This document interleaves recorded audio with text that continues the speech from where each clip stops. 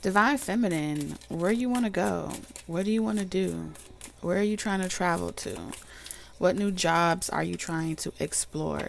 What new creative options are you trying to explore? What are you willing to learn?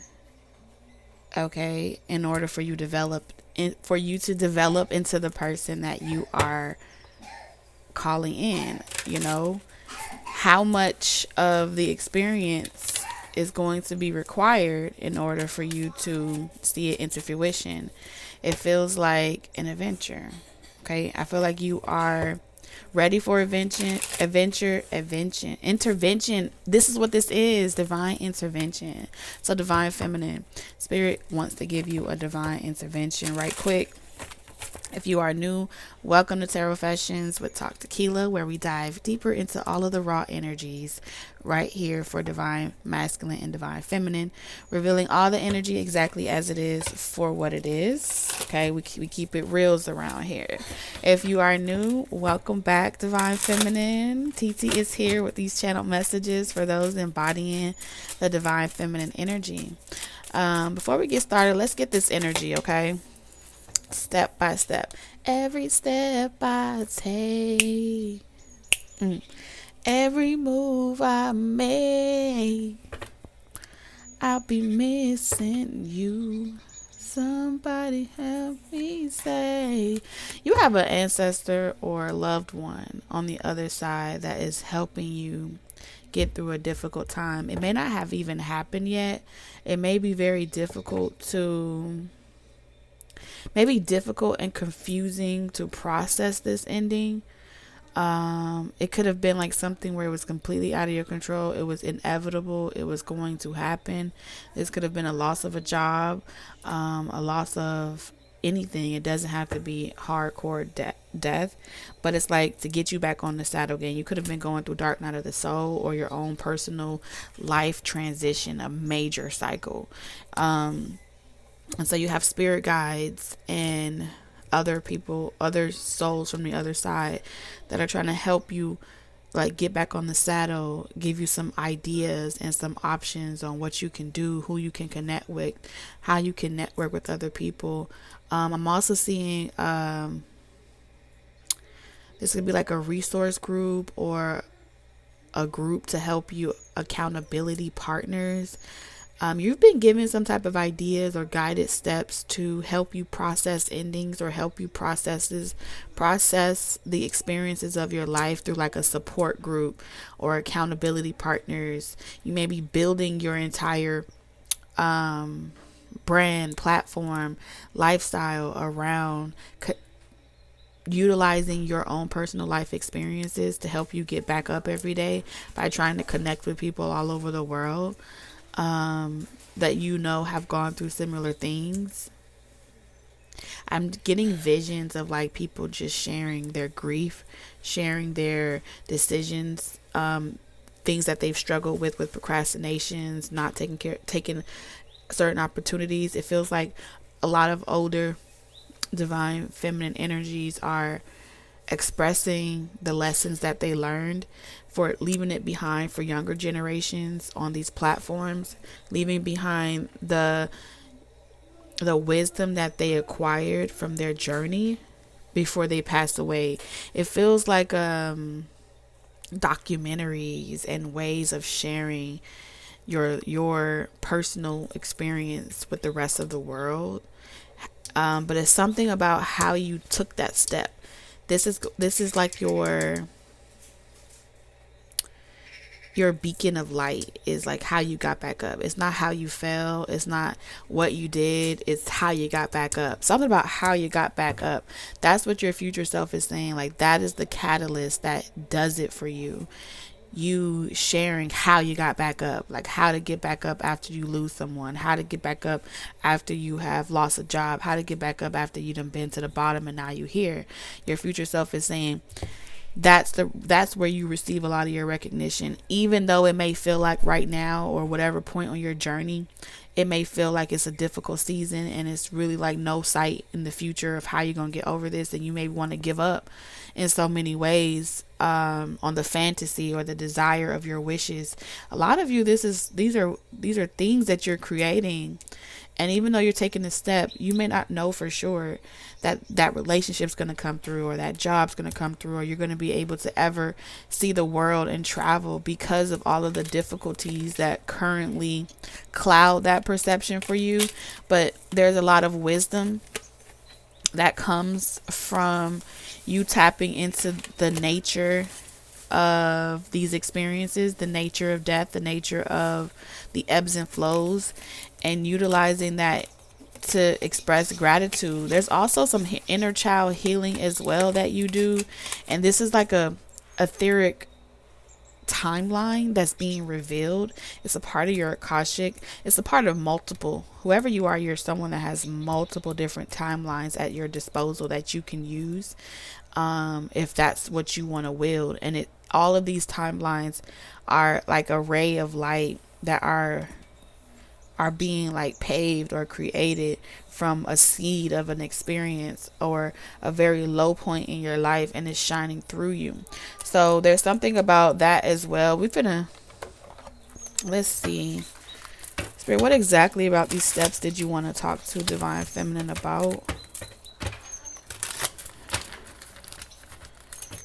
I feel like you're stepping outside of the box. If you've ever heard this when you were younger, I don't know if I used to play that, but like there used to be a thing where like my siblings and stuff, we would like not step on the crack. Like no one has ever told us don't step on the cracks or don't do things like that.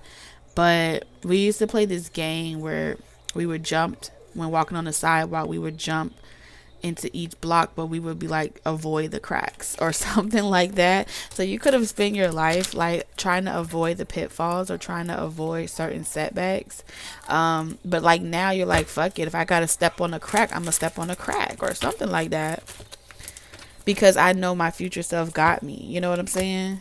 It may be difficult, but if I feel guided to do it, I'm gonna do it respectfully.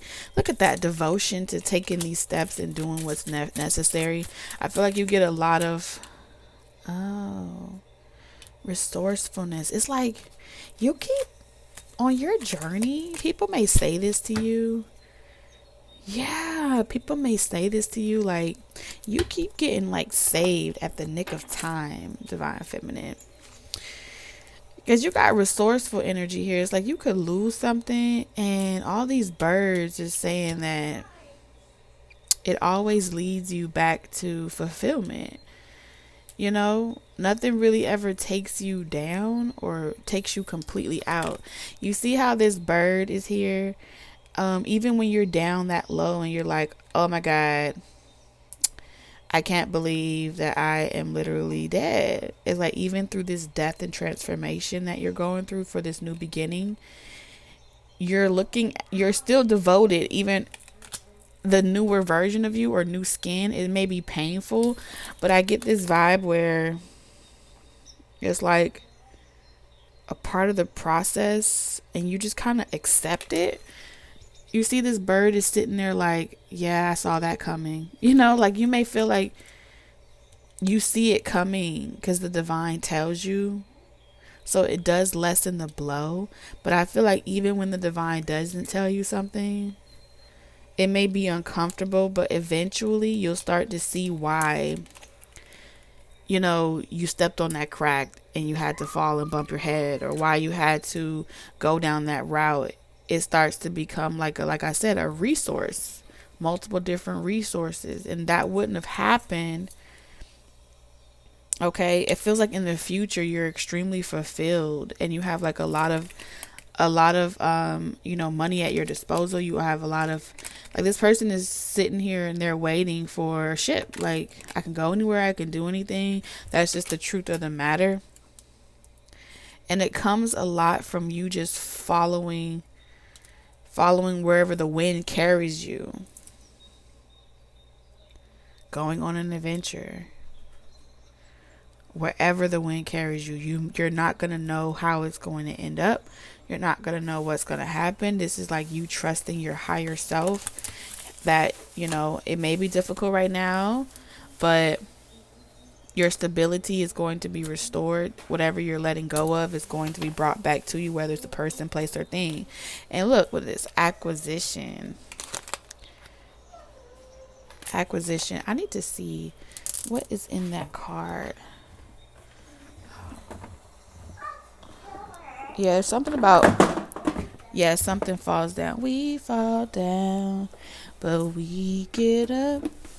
Da, da, da, da, da, da, da, da, da. So it's something about fall down. I'm hearing a lot of church songs, so you may be drawn to listen to a lot of like church songs that empower you or make you feel like you can do anything. I can do anything. Yeah, this is like nurturing, fortune. It feels like you're going through a spiritual purge in your subconscious mind. We also got sun and fortune.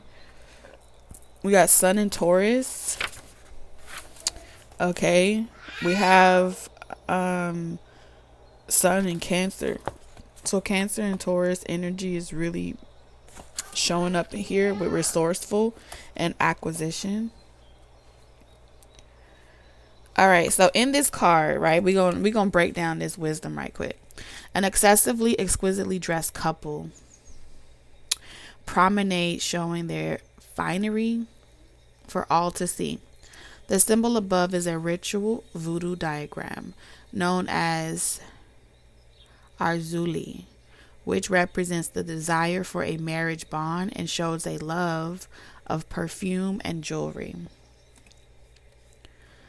Sun and Taurus personalities have a strong sense of purposeful determination and power.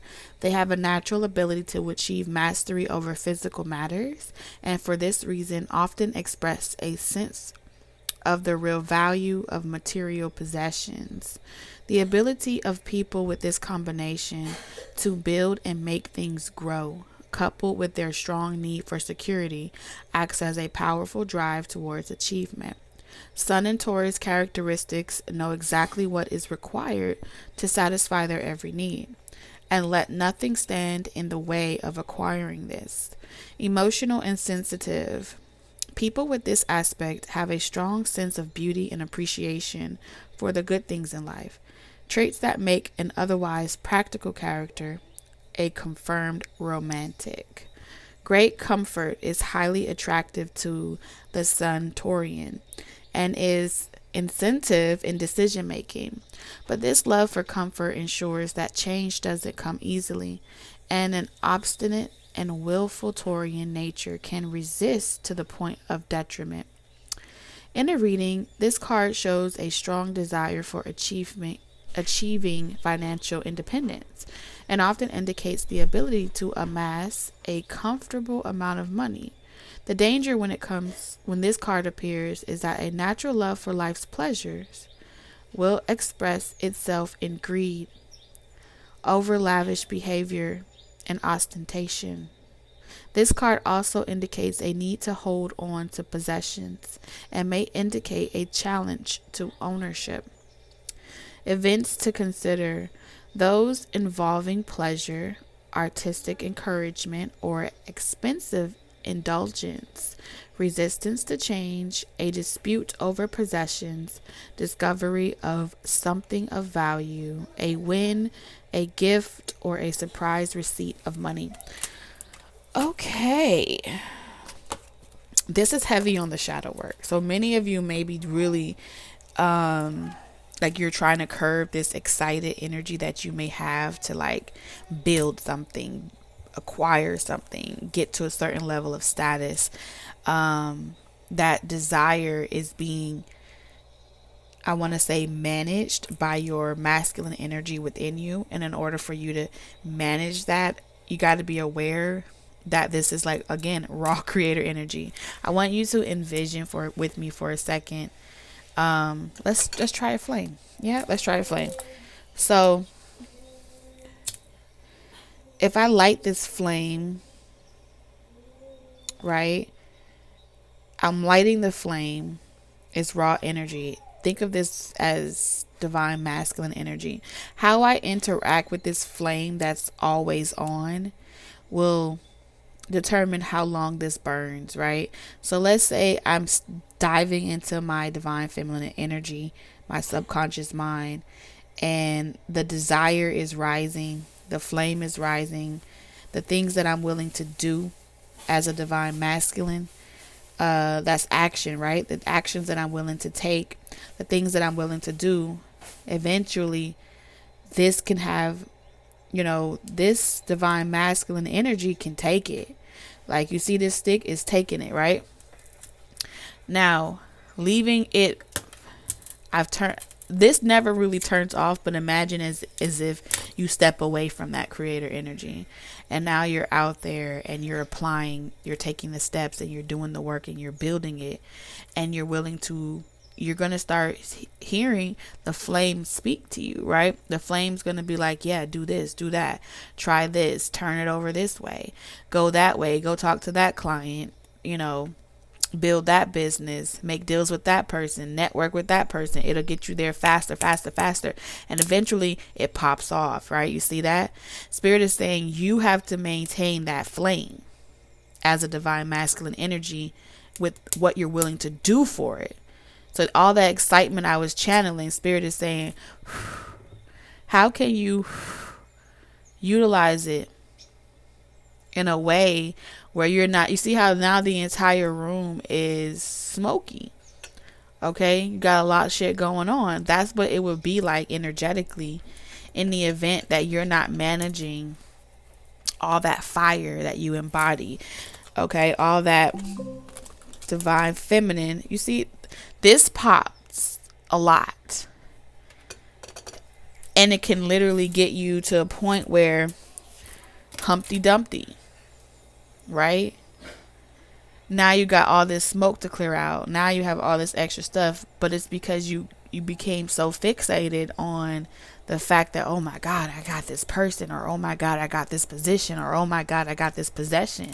And eventually what can happen is it can consume you. So a part of being able to utilize it is by maintaining that shadow work. And the shadow work will keep you in perspective as you take the steps necessary, that, it doesn't belong to you. The person doesn't belong to you. The money doesn't belong to you. The resources don't belong to you. It belongs to the divine feminine. It's always creator energy. You're utilizing it through how you show up and do things every day. But before it's outside of yourself, it's always within you. And shit's always popping off within you before it's popping off around you. So when we see the manifestation of, all right, this is someone that's picking themselves up off the ground, Spirit needs you to be aware that before you start taking these steps and finally getting you moving, it was already popping off in your subconscious mind. But if you're not aware of the flame, then you will feel like it's happening to you rather than for you. Come through, Spirit. And that's all I'm going to say about that part. So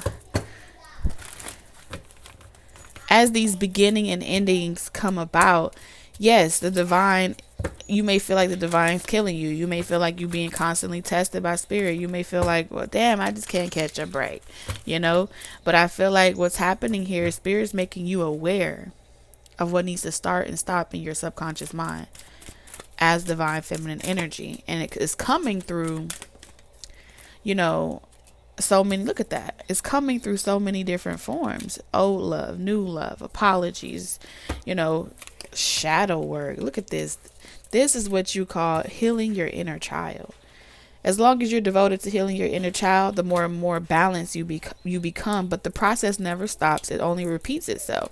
You're always in this space of healing your heart, learning, remaining a student, and becoming comfortable with discomfort or becoming comfortable with delays. Look at this. Now, here's where spirit is saying a lot of times when you heal to a certain point, you get to a space where you're like, well, what does that mean? Am I supposed to go backwards? Am I supposed to go forward? Does that mean that what was taken from me is being given back to me? What direction am I supposed to be going in? If you notice, you're always going forward, my love. Always going forward. It's a part of the healing process. You see the shoes here? This person is going in this direction. At this present moment, more than one situation feels like it's calling you back, because it's like, well, I ain't gonna be able to make it because, you know, these shoes ain't made for walking. Maybe I need to go back and try again and see if I can get me some better comfortable shoes. This is about being resourceful, right? So rather than get new shoes, let's say you got on a pair of heels, take the heel off and walk on the sole, or take the damn shoes off and walk on your bare feet. There's always going to be a resource that becomes available to you if you're able to perceive that it's already the resource, the answer, the solution is already there. Even if you feel like it's no options available to you. Even if you feel like there's nothing better out there, maybe I am meant to go back to the person that I felt like loved me. Maybe they were immature. Maybe I was meant to wait for them to mature. These are the emotions of conflicting thoughts inside of your subconscious mind. It starts to become resourceful to fulfill your desires or the lack thereof. And it's all a part of the process of wanting to give you what you want. Your divine feminine energy is always going to be in pursuit of giving you what you want. So when we say what's spinning in our subconscious mind, what's manifesting in the outside reality, two things are happening. Either you're aware of it, which is way worse than not being aware of it, because once you're aware of it, that means you're making a conscious decision, utilizing your divine masculine energy to remain in denial and to remain in delusion. And all those things have a harder Humpty Dumpty moment. But if you're unaware of what you need to let go of in order to move yourself forward or propel yourself forward, many of you, it's coming from a space of when you tried to do it once before, it was very difficult and very uncomfortable, so you procrastinate, or you're like, I'll wait until it's really, really, really, really pressing and then I'll do it. That comes from an experience as a child that occurred in your life where you felt like, wait till you're told what to do. You know what I'm saying? Think about majority of there's a generation out there that, you know, rebelled. So we have two extremes. On one end, they extremely rebelled and they procrastinated because they didn't want to do what their parent was telling them to do. They could be like, clean your room. So they procrastinated by waiting until their mother was about to come home before they actually did the cleaning.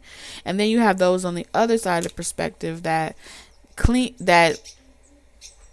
was told to do the cleaning. They got it done and they sat there and waited for someone to praise them or give them validation or encouragement. They're still on the same spectrum, but just on different ends of it.